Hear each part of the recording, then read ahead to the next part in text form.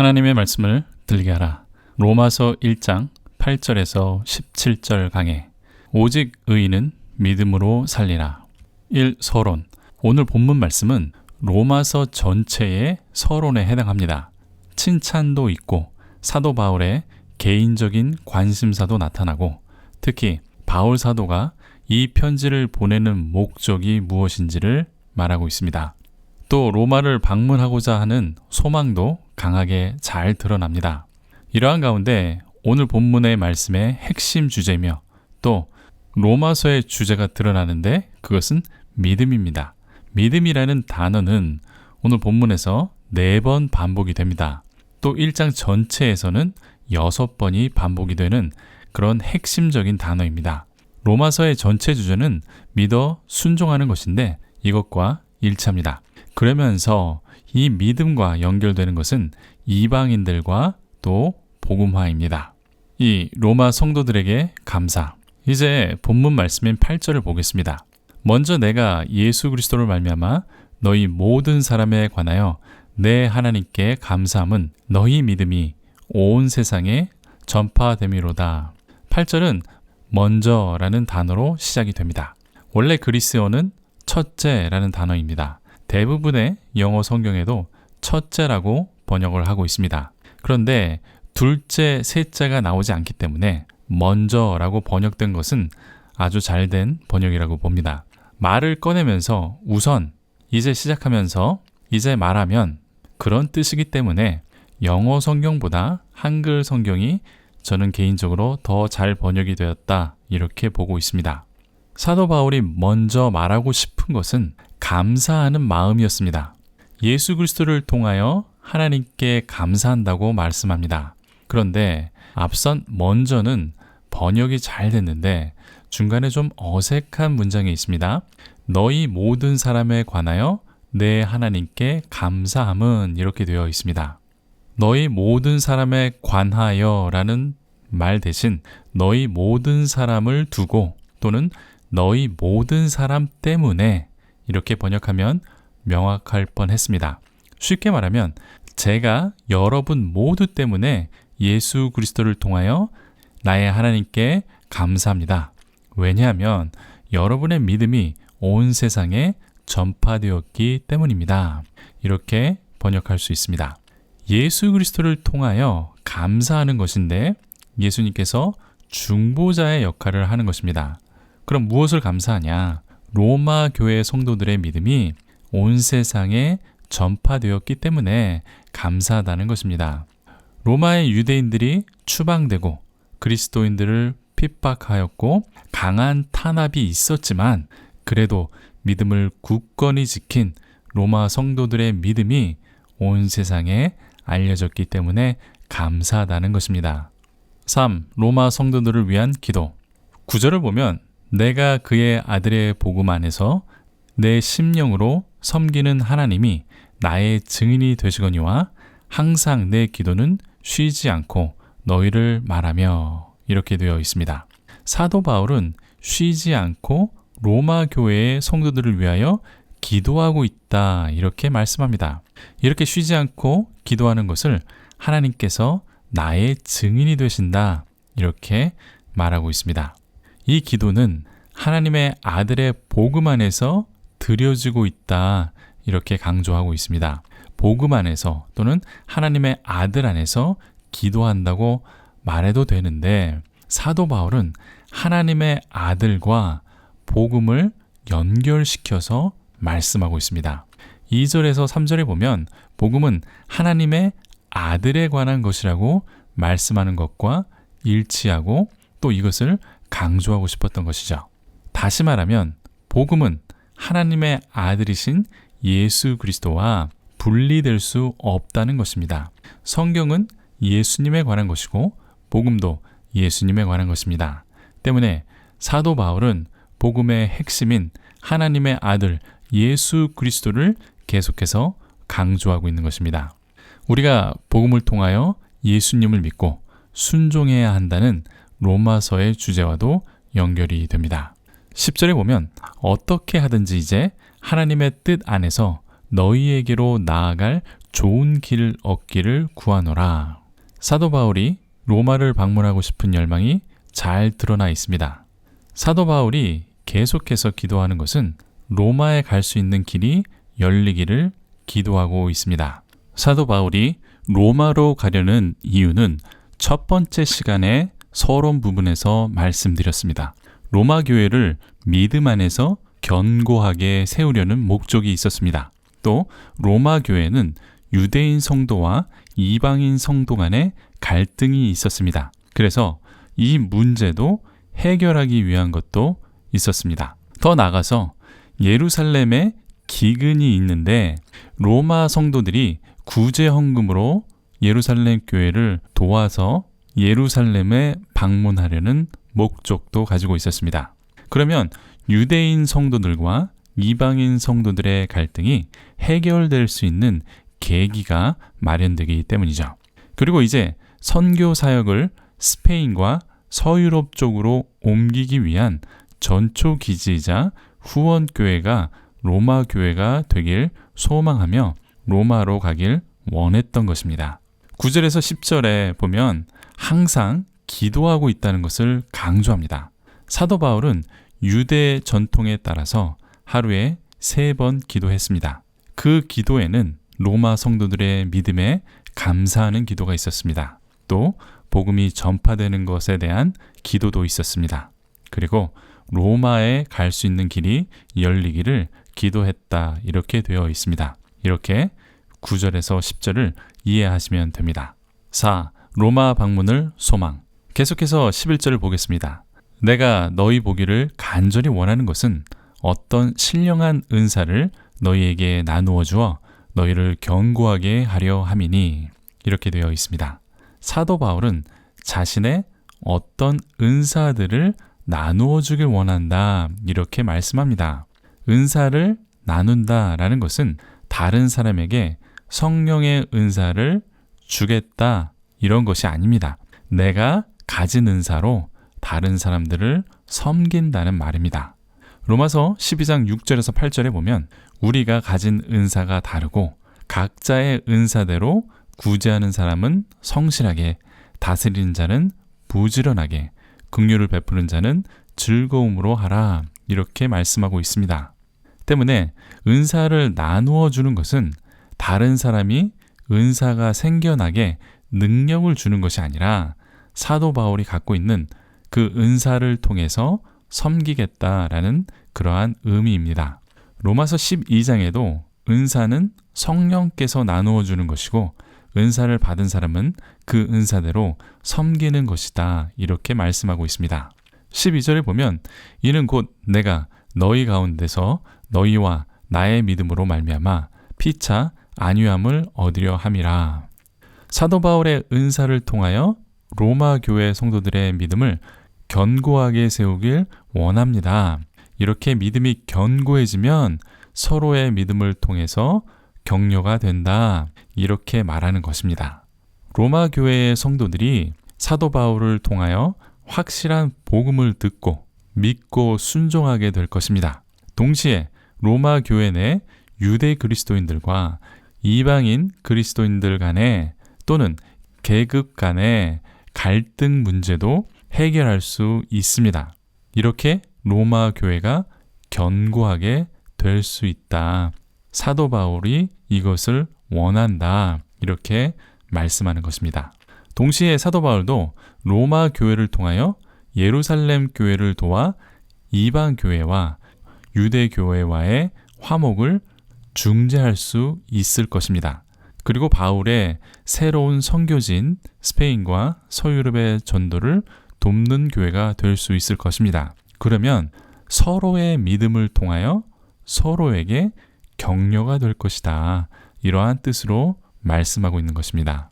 13절은 형제들아, 내가 여러 번 너희에게 가고자 한 것을 너희가 모르기를 원하지 아니하노니 이는 너희 중에서도 다른 이방인 중에서와 같이 열매를 맺게 하려 함이로되 지금까지 길이 막혔도다, 이렇게 되어 있습니다.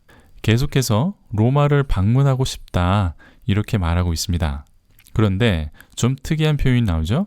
너희가 모르기를 원하지 아니하노니. 부정문을 2번 써서 강조하고 있습니다. 이러한 표현은 사도 바울이 잘 쓰는 표현입니다. 로마서 11장 25절에도 이러한 표현이 나오고 그 외 고린도전서 10장 1절, 12장 1절, 고린도후서 1장 8절, 데살로니가전서 4장 13절에도 이렇게 나타납니다. 이런 2번의 부정은 강한 긍정이고 그 뒤에는 무엇인가 강조하고자 할 때 이러한 표현이 사용이 됩니다. 사도 바울은 여러 번 로마를 방문하려 했지만 지금까지 길이 막혔다 이렇게 말합니다. 사도 바울의 의지가 아니라 하나님께서 길을 열어주지 않았다라는 의미입니다.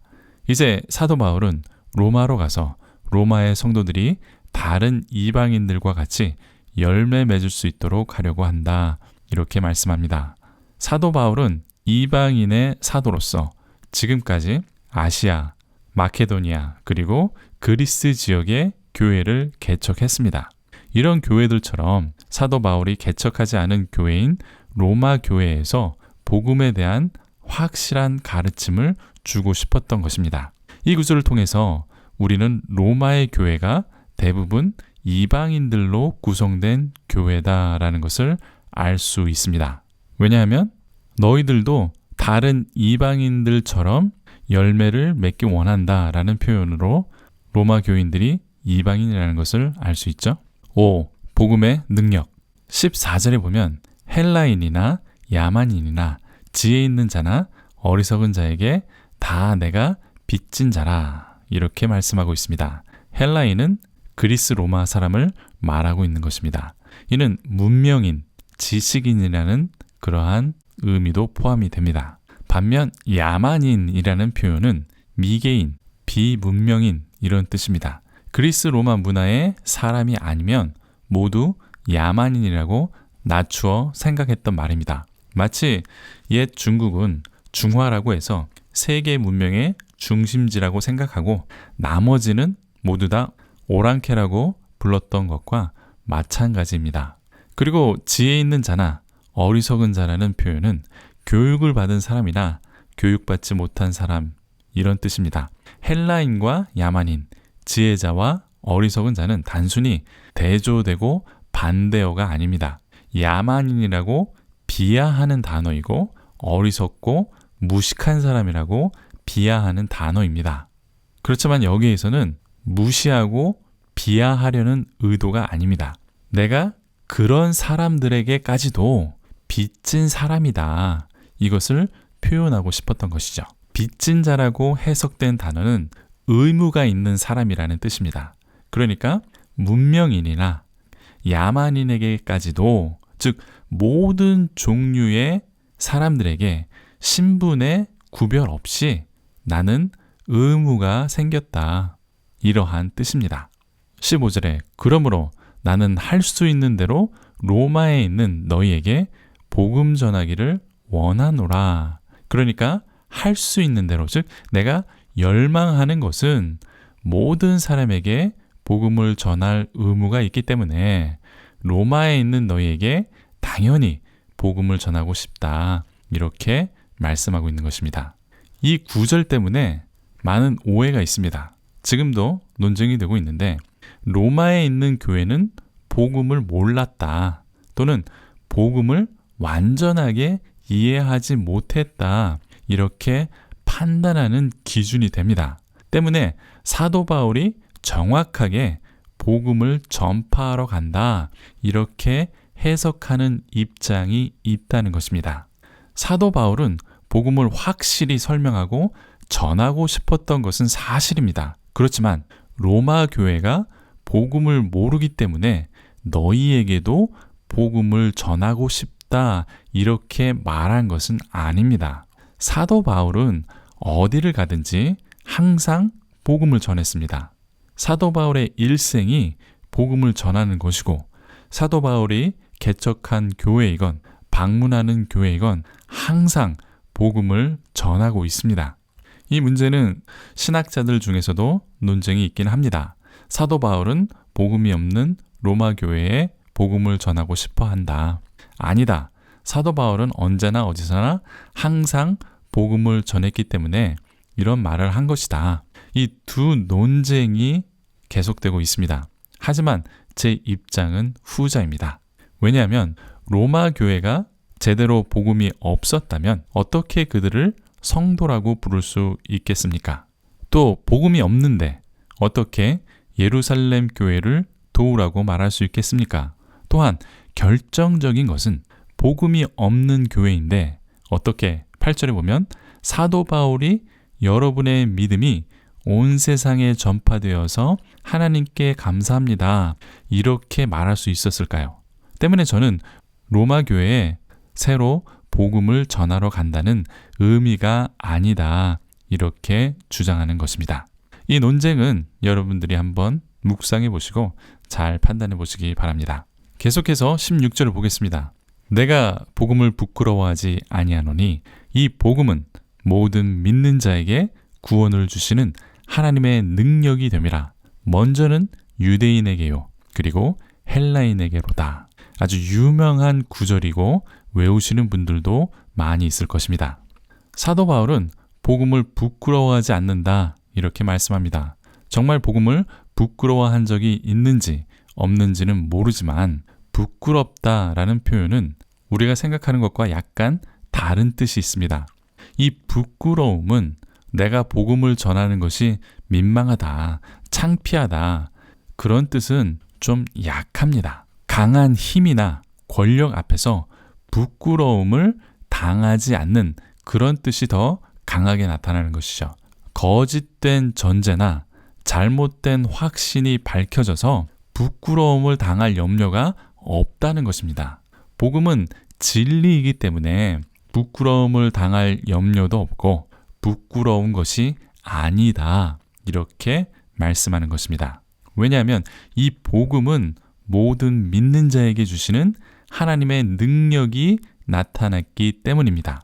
이 하나님의 능력은 사람을 변화시키고 새로운 삶을 주시는 힘의 근원이 되기 때문입니다. 복음은 예수님을 하나님의 아들로 믿어 영원한 생명을 얻게 하는 하나님의 능력입니다. 이 복음의 능력, 하나님의 능력은 차별이 없습니다. 우선 유대인에게 구원을 주시고 그 다음에 헬라인, 즉 이방인에게 구원을 주시는 것입니다. 앞선 14절에는 헬라인과 야만인으로 구별했듯이 이제 유대적인 관점에서 유대인과 이방인으로 나누어서 단어를 조심스럽게 선택한 것입니다. 그렇지만 이것은 구원의 순서를 따지는 것이 아닙니다. 온 세상 사람들이 헬라인과 야만인, 지식인이나 무식한 사람, 그리고 유대인과 이방인, 이렇게 다른 관점으로 나눈 것뿐입니다. 다시 말하면 차별 없이 모든 믿는 사람들을 구원할 복음은 절대로 부끄러움을 당하지 않는다. 이것을 말씀하는 것입니다. 왜냐하면 복음은 하나님의 능력이기 때문입니다. 6. 믿음에서 믿음으로. 그리고 끝으로 17절을 보겠습니다. 복음에는 하나님의 의가 나타나서 믿음으로 믿음에 이르게 하나니 기록된 바 오직 의인은 믿음으로 말미암아 살리라 함과 같으니라. 이렇게 이어지고 있습니다. 복음은 하나님의 능력이 나타나고 또 복음에는 하나님의 의가 나타난다. 이렇게 말씀하고 있습니다.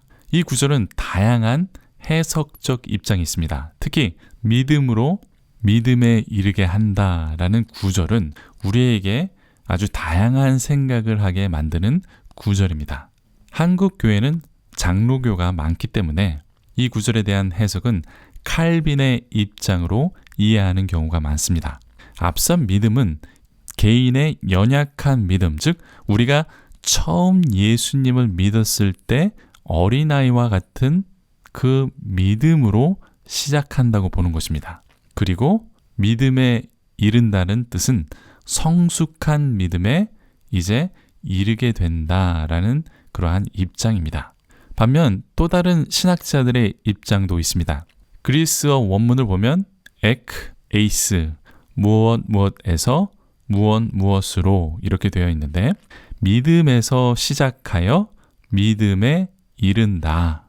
그러니까 믿음이 시작이고 믿음이 완성이다. 이렇게 시작과 종점이 있는 그러한 문장이다 라고 해석하는 입장입니다. 그러니까 시작도 믿음이고 완성도 믿음이다. 이렇게 말씀하는 의미라는 것입니다. 두 개의 다른 믿음, 즉 처음 믿음과 성숙한 믿음이 아니라 오직 믿음밖에 없다라고 강조하는 문장이다. 시작도 믿음이고 끝도 믿음이다. 이것을 강조하는 문장이다. 이렇게 해석하는 입장입니다. 이렇게 크게 두 가지의 입장이 있죠. 그렇다면 저의 입장은 무엇이냐? 이 두 해석을 모두 수용해야 한다라는 입장입니다. 왜냐하면 이 문장 자체가 이 둘의 입장을 해석할 수 있게끔 이중적인 의미가 있다. 저는 이렇게 보는 것입니다. 복음은 하나님의 의가 계시가 되었습니다. 예수 그리스도가 그 최종적인 의입니다. 예수 그리스도를 통해서 우리가 의롭다함을 얻었습니다. 그리고 예수 그리스도가 하나님의 아들이며 나의 죄를 위하여 피 흘려 죄의 값을 치르셨다라는 것이 그 믿음으로 의롭다고 인정해 주시는 것입니다. 이렇게 하나님의 의가 믿음에 나타났습니다. 이 믿음으로 시작해서 믿음으로 또 완성이 됩니다. 하나님께서 예수 그리스도를 통해서 은혜로 주신 믿음이 믿기를 계속하는 모든 사람들에게 믿음으로 완성된다는 것이죠. 이것은 신인 합동설이 아니고 우리는 이것을 성화와 영화라고 말하고 있는 것입니다. 믿음은 그냥 믿고 구원, 그것이 아닙니다. 이 구원에는 우리가 기독교적 입장에서는 세 가지의 구원이 있습니다. 우리는 오직 믿음으로 구원을 받습니다. 그런데 구원에는 칭의, 성화, 영화의 과정이 있다는 것입니다. 우리가 예수님을 믿고 의롭다고 인정받는 것이 칭의입니다.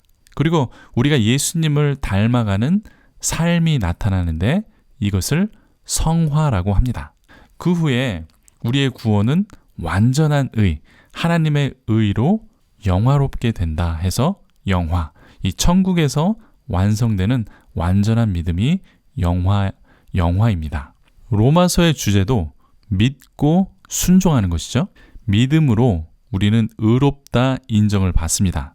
바로 칭의죠. 순종은 성화의 모습입니다. 우리가 예수님을 믿고 예수님의 가르침을 따르는 순종하는 삶이 변화되는 과정이고 이것을 우리는 성화라고 부르며 구원의 한 부분이라고 말하고 있습니다. 때문에 하박국의 말씀처럼 의인은 믿음으로 살게 될 것이다. 이렇게 말씀하는 것입니다. 믿음으로 영원한 생명을 얻는다. 믿음으로 성화된 삶을 살게 된다. 여러 가지로 확장해서 해석될 수 있습니다.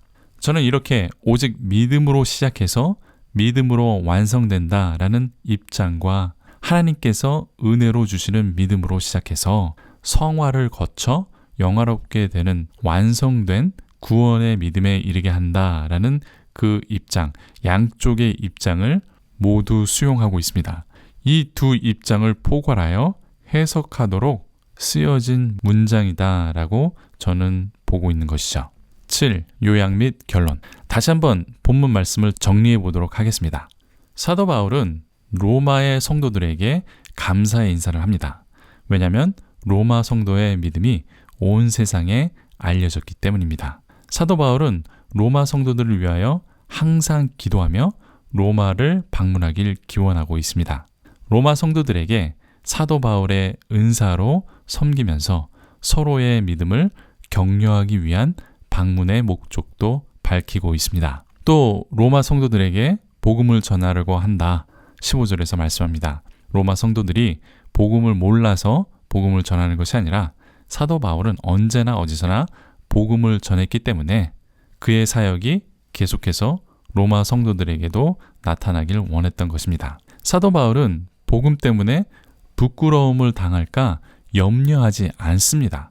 왜냐하면 복음에는 모든 사람에게 구원을 주시는 하나님의 의가 나타나기 때문입니다. 하나님께서 주시는 믿음으로부터 순종하는 믿음으로 완성되는 의인은 그 믿음으로 살게 될 것이다. 이렇게 말씀하고 있습니다. 아멘. 성도 여러분의 의견과 질문은 언제든지 환영합니다. 댓글을 달아주시면 성실하게 대답해 드리겠습니다.